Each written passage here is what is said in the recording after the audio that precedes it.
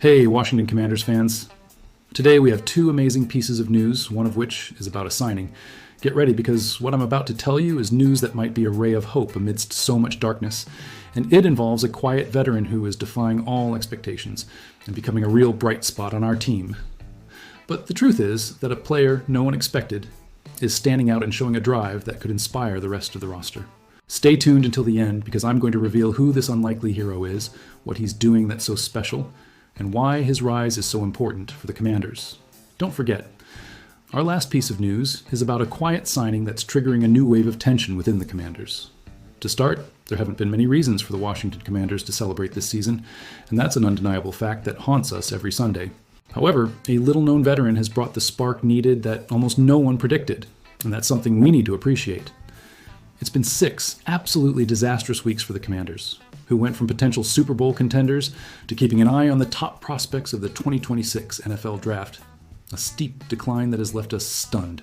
But Washington still needs to show some grit until the end of the season, and Coach Dan Quinn's team took some steps in that direction during the loss to the Miami Dolphins in Madrid, Spain.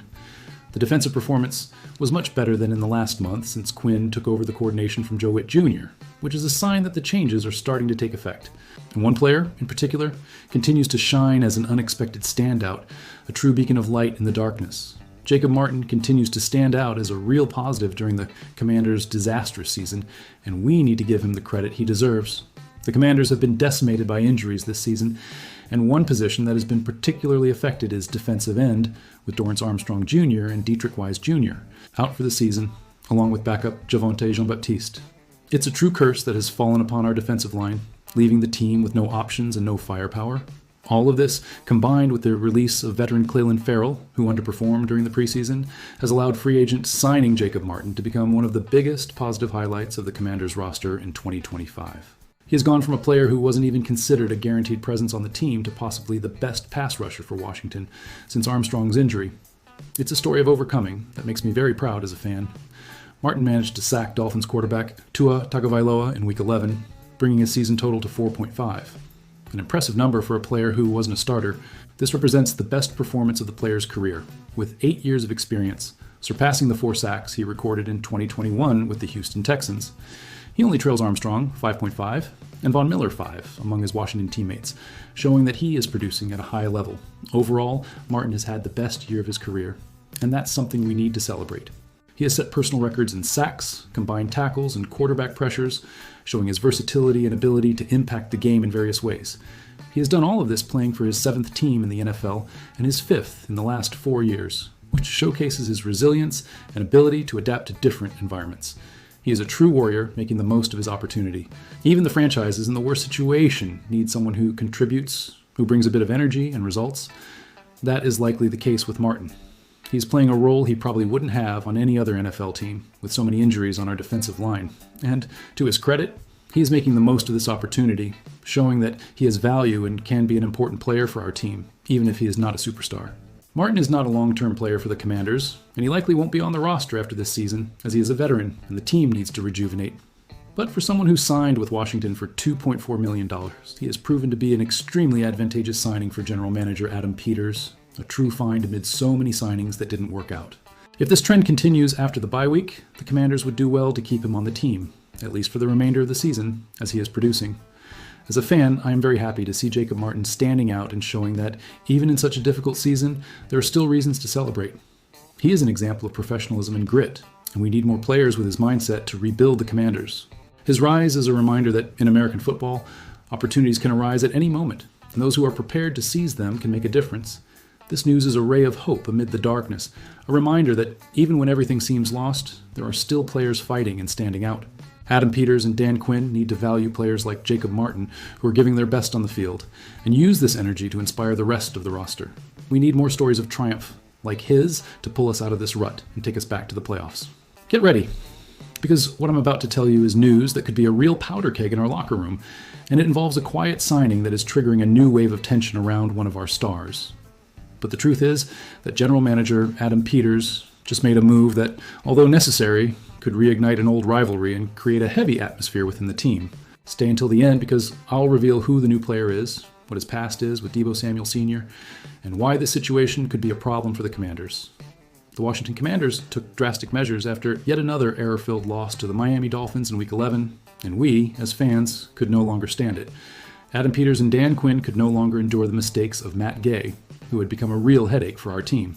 They waived the veteran kicker after 2 more missed field goals, which brought his success rate for the season down to a pitiful 68.4%. It's a tough decision, but necessary as we need consistency in kicking. Gay was visibly down after the game, and we even feel a bit for him, as he is a professional. He probably knew what was coming, but the Commanders have no room for sentimentality with a record of 3 wins and 8 losses after so many expectations set before the season. We need results, and the lack of consistency in kicking was costing precious points, and consequently, victories that could have changed the course of our season. Peters, as a good general manager, had a contingency plan. The Commanders acted quickly and signed Jake Moody from the Chicago Bears practice squad to the main roster. The executive knows him well from their time together with the San Francisco 49ers, which is already a plus. He was also the player who kicked the game-winning field goal, condemning Washington to defeat in Week 6 on Monday Night Football, showing that he has the ability to decide games. But here comes the part that could generate a new wave of tension.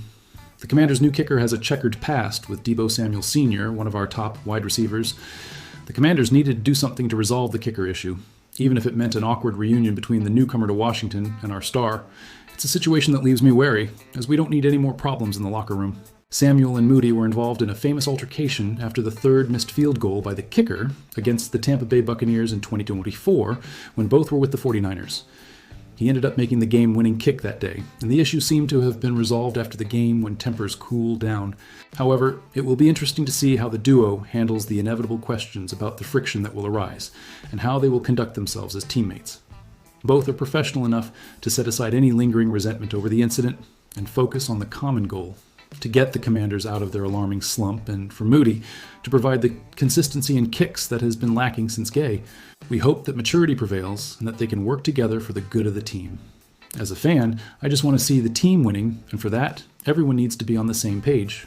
We hope that from the Commanders' perspective, all of this is water under the bridge. Moody probably hasn't forgotten the shove Samuel gave to long snapper Tabor Pepper, although the kicker managed to turn things around in the end. Now they are teammates again, but this is something that fans should closely monitor, as any spark could reignite this rivalry and create a negative atmosphere in the locker room, something we don't need at such a delicate moment.